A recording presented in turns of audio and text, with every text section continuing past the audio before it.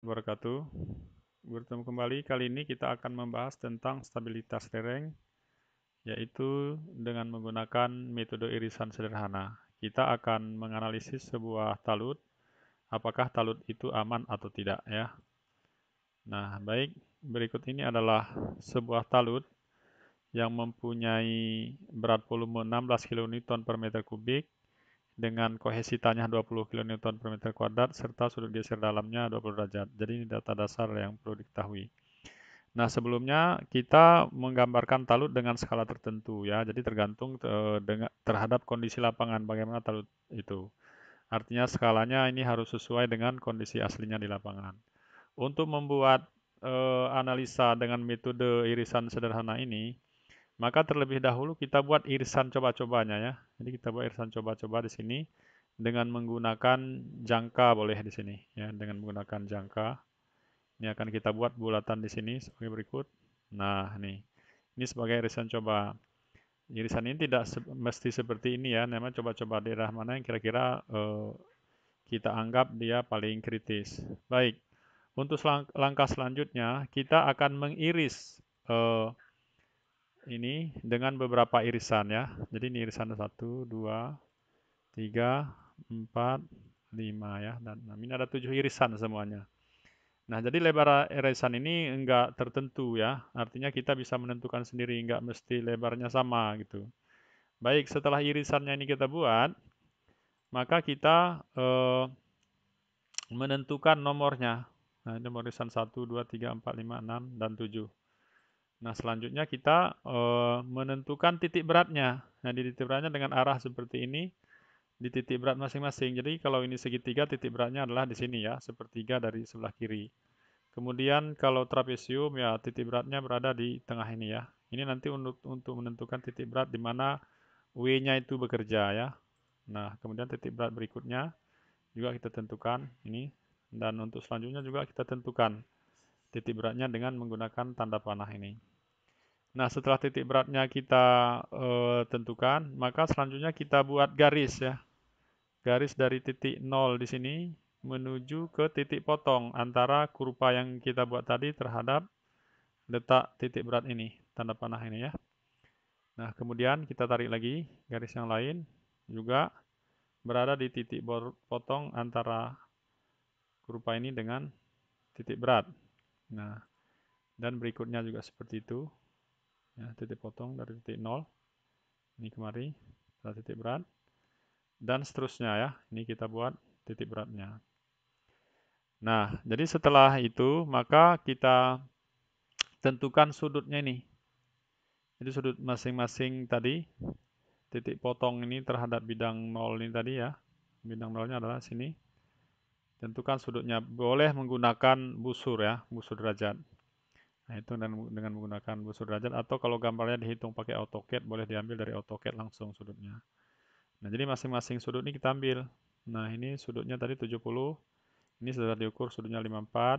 Ini setelah diukur sudutnya 38. Dan yang berikutnya juga seperti itu. Kita ukur sudutnya. Nah, setelah sudut itu diperoleh, maka untuk langkah selanjutnya kita menghitung berat dari masing-masing irisan ya. Nah, berat dari masing-masing irisan ini berapa? Ini kan irisannya segitiga. Nah, berarti untuk menghitung berat itu rumusnya adalah luas irisan dikali dengan berat volume tanah. Ini kan irisannya segitiga. Berarti luas irisannya adalah setengah alas kali tinggi kan. Kemudian nanti dikalikan dengan berat volumenya. Luas irisan 2 juga seperti itu. Ini udah berbentuk trapesium. Nah, jadi kita hitunglah volume trapesium. Nah, bisa jadi misalnya kita pakai ini kita potong-potong dulu menjadi segitiga. Ini juga potong kemari ya. Ini berarti ada 3 potongan yang atas segitiga, kemudian di bagian tengahnya adalah segi 4, yang bawahnya juga segitiga. Nanti kita jumlahkan 1, 2, dan 3 ini ya. Sehingga nanti diperoleh luasan totalnya, luas irisan total untuk irisan 2 ini kemudian dikali dengan berat volume tanahnya. Jadi berat volume tanahnya kan sama nih semua ya. Nah, jadi berat volume tanahnya sama, dianggap tanahnya homogen. Nah, seperti itu. Atau dengan pendekatan lain misalnya irisan 3 misalnya luasnya kita anggap ini sebagai sisi-sisinya berarti setengah kali ini panjang ini kemari tambah ini kemari ya kali tingginya kemari. Nah, boleh lihat kembali nanti rumus trapesium itu ya rumus sederhana lah ya. Dan jangan lupa bahwa gambar yang kita buat ini memang udah dengan skala tertentu ya. Jadi untuk gambar ini dengan jarak sekian ini sama dengan 4 meter ya. Nah, jadi ini kira-kira ya sekitar 4 meter ya selebar ini. Anda bisa membuatnya nanti di kertas grafik atau menggunakan misalnya AutoCAD. Nah, setelah ini kita buat, maka untuk langkah selanjutnya kita hitung nanti faktor keamanannya. Jadi dengan irisan di sini, ini udah aman atau belum, kan gitu. Nah, jadi untuk mencari itu rumusnya adalah Fs sama dengan sigma N sama dengan 1 sampai N sama dengan P. Ini artinya tadi ada berapa potongan? Tuh 2, 3, 4, 5, 6, 7 ya. Berarti N-nya dari 1 sampai 7. C delta Ln. C ini adalah nilai kohesinya. Kohesi tanah juga sama nih, tanahnya homogen. Nah, kemudian delta Ln. Delta Ln ini adalah panjang masing-masing irisan ya. Jadi delta Ln berarti L1 delta Ln-nya ini irisan 1. Delta Ln kedua irisan 2 adalah dari sini kemari.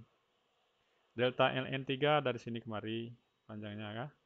Delta Ln4 kemari dan seterusnya 5 kemari, 6 dan 7 itu nanti untuk delta Ln. Sedangkan Wn tadi adalah berat ya. Berat tadi dipakai dengan rumus ini. Wn ini berarti ya W ke N ya. Jadi W1 tadi udah, W2 dan seterusnya pakai. Kemudian alfanya, alfa adalah alfa yang kita tentukan tadi untuk setiap masing-masing ini. Sedangkan ini theta ini adalah sudut geser dalam tanahnya. Oke, ada cos, ada sin ini ya nggak ada masalah ya. Selanjutnya untuk memudahkan perhitungan, karena ini penjumlahan dari masing-masing irisan, kita buat tabelnya. Jadi tabelnya adalah sebagai berikut ya. Nah, jadi nomor irisan tadi buat 1 sampai dengan 7.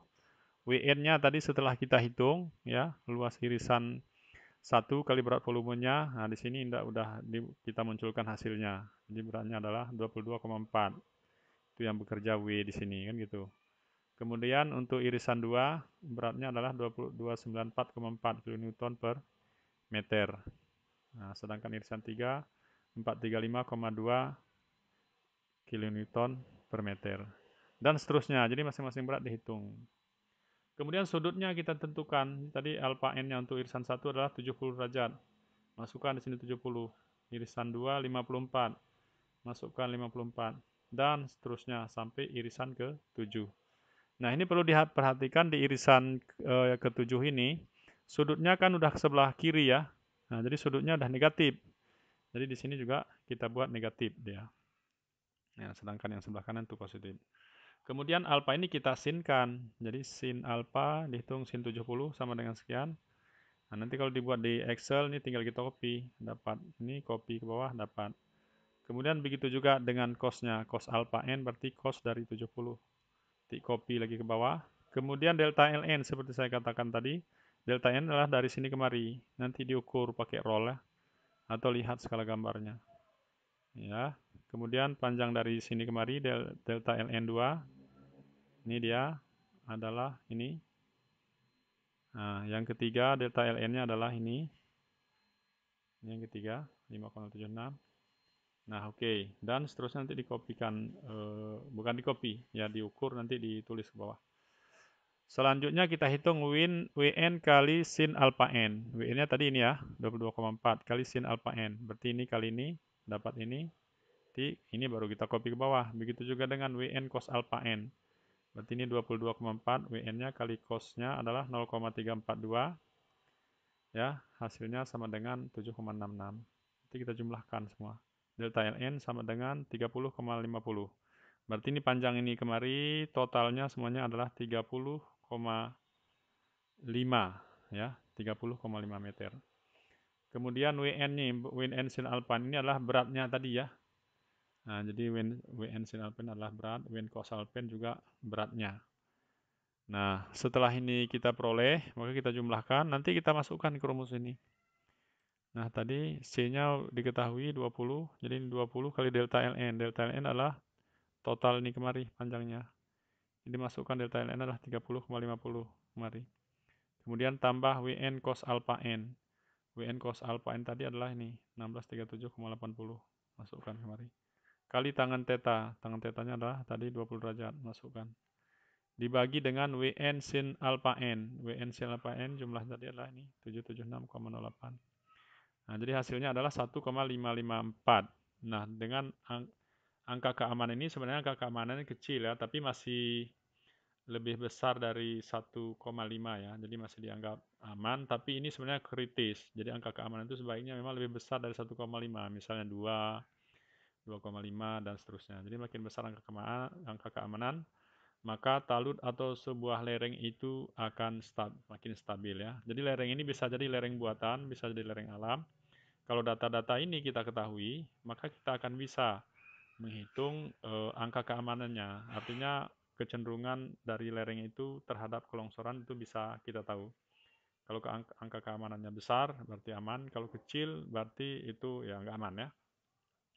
Baik, saya pikir hanya ini, mudah-mudahan bisa dipahami dan semoga bermanfaat. Terima kasih. Jangan lupa subscribe agar video selanjutnya bisa langsung Anda terima. Demikian, terima kasih. Assalamualaikum warahmatullahi wabarakatuh.